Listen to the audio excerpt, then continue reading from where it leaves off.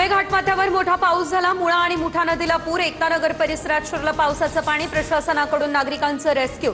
सुरक्षेच्या कारणास्तव वीज बंद। वीजेअभावी पिण्याच्या पाण्याबाबत नागरिकांकडून चिंता व्यक्त।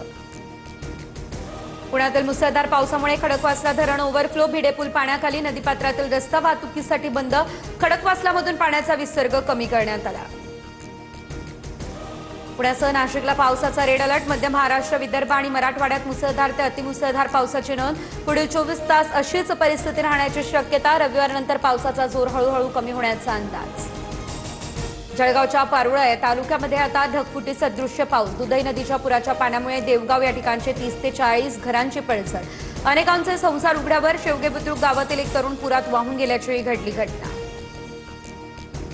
यवतमाळमध्ये पुराच्या पाण्यातून वाहनं चालवणं बेतलं जीवावर। आर्णीमधील दहेली गावामध्ये कुट्टी नदीमध्ये कार वाहून गेली।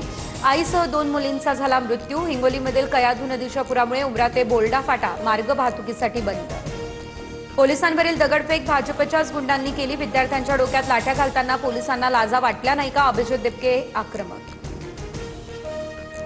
वडील घरी आले तेव्हा गणवेश रक्तानं लाल झालेला होता। आंदोलनात विद्यार्थी नाही गुंड होते। जंतर मंतरवरील पोलिसांविरुद्ध चुकीचे नरेटिव्ह पसरवले जात आहेत। जखमी पोलिसांच्या कुटुंबियांचा हा गंभीर आरोप।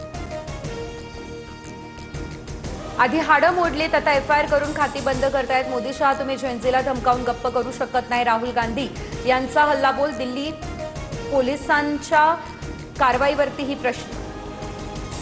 केंद्रीय गृहमंत्री अमित शहा उद्या पुण्याच्या दौऱ्यावर। शहांच्या हस्ते राष्ट्रीय सुरक्षा सल्लागार अजित डोवाल यांना लोकमान्य टिळक पुरस्कार देण्यात येणार।